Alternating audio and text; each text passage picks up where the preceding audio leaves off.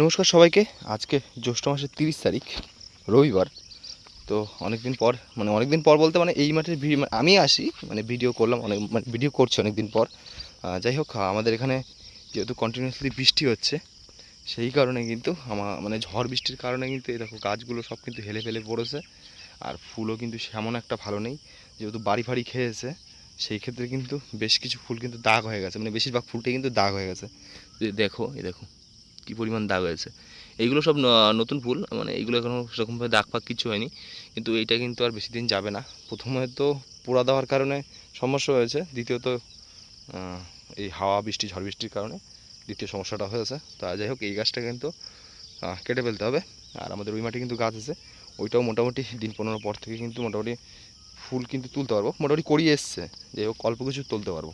আর এই পাশে যদি দেখো, এই পাশে কিন্তু সেই ওল গাছগুলো, যেগুলো সেকেন্ড গাছগুলো যেগুলো বেরিয়েছিল, সেই গাছগুলো সবই যে বড় বড় দেখতে হচ্ছে, এগুলো সব সেকেন্ড গাছগুলো। আর এই যে সব নিচে সব পুরোনো গাছগুলো রয়েছে।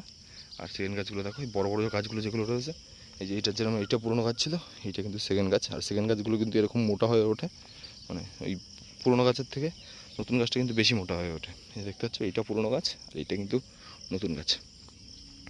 আর তার ওই পাশটায় মূলত ওই পাশের জমিটায়, তো ওইটা একটু তোমাদের গিয়ে দেখাই। যে এই পাশে যেটা মূলত আমাদের শশার মাচা ছিল, সেই মাচাটা কিন্তু কেটে কমপ্লিট করা হয়েছে। আর যা সুতো ছিল সেগুলো সব বের করে দেওয়া হয়েছে। আর এর মধ্যে কিন্তু ঝিঙা লাগাবো, সেই ক্ষেত্রে কিন্তু পুরো জমিটা কিন্তু পোড়া ওষুধ দেওয়া হয়েছে। আর এই পোড়া ওষুধ দেওয়ার পরে দু একদিনের মধ্যে প্রথমে খপি খপি বলতে মাটি তুলে, কোদাল দিয়ে মাটি তুলে খপি খপি করে তার উপরে কিন্তু চারা বসাবো। আর এই গাছগুলো সবই পুরো নষ্ট হয়ে যাবে। আর এই পাশটা যদি দেখো, এই পাশটা কিন্তু আমাদের ওলের বীজটা রয়েছে, এই সাইড থেকে ওই পাশ অবধি। তো সামনের বছর একটু বেশি করে করব, সেই ক্ষেত্রে কিন্তু ওলের বীজ করা। আর একটা জিনিস তোমাদের দেখাই, এই জিনিসটার সাথে তোমাদের কখনোই সাক্ষাৎ করায়নি। আমাদের যেরকম ওই পাশে যে গাঠিটা আছে, মূলত সেটা হচ্ছে হাইব্রিড সাঁইতিয়া জাতের গাঠি। আর এই যে এইটা দেখতে পাচ্ছ, এইটাও কিন্তু গাঠি কচু, এটা মূলত দেশি কচু। আর এই পাশ থেকে কিন্তু মান কচু দেওয়া আছে প্রায় 1 লাইন মতো, দেখতে পাচ্ছ। আর এই যে এইটা পুরোপুরি দেশি কচু, দেশি গাঠি এটা। যাই হোক, এইটা কিন্তু আমরা খাওয়ার জন্য আমরা গাঠি বাড়িতে খুব পছন্দ করে গাঠি, সেই কারণে কিন্তু এই সাইডটা দেশি গাঠি লাগানো। আর দেখি যদি সম্ভব হয়, এইটা থেকে যদি সেরকম পরিমাণ যদি বীজ হয়, যেহেতু 1.5 লাইন মতো আছে, এইখান থেকে ওইটুকু ওল আছে, প্রায় 2 লাইনই বলতে পারো। যাই হোক, যদি সেরকম যদি সম্ভব হয়, তাহলে কিন্তু এইটা কিন্তু সামনের বার লাগানোর চেষ্টা করব। জানি না কতটুকু হবে, তারপরেও কিন্তু প্রচুর পরিমাণে কিন্তু ওল লাগাতে হবে, ওলের ভাগটা কিন্তু বেশি আছে এই পাশ থেকে ওই পাশ অবধি। আর এইখানে বেশ কিছু দেখতে পাচ্ছ, এই বরাবর কিন্তু হলুদ আছে। চলো হলুদ গাছগুলো তোমাদের দেখাই। এই যে এই পাশটা দেখতে পাচ্ছ, এই পাশটা মূলত হলুদ আছে, ওই সাইডটা দেখলে ভালো করে বুঝতে পারবে। এই সাইডে যেহেতু আমাদের আলুর গাছগুলো ছিল, সেইগুলো কিন্তু পুরোপুরি জঙ্গল করে রেখেছে।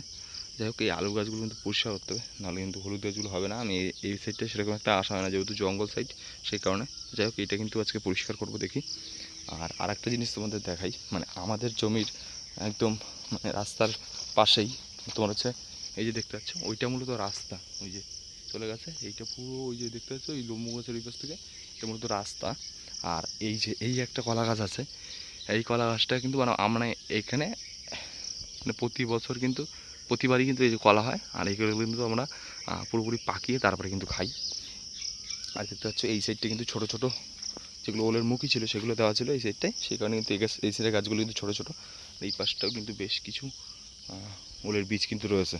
তো চলো এখন মোটামুটি বাড়ির দিকে যাব, তারপরে কিন্তু এসে কিন্তু ওই হলুদের লাইনগুলো কিন্তু পরিষ্কার করতে হবে। যাই হোক, এই জিনিসটা দেখলাম, তো আজকে মূলত এই হলুদের লাইনটাই পরিষ্কার করব। তো এখন মোটামুটি বাড়ির দিকে যাচ্ছি।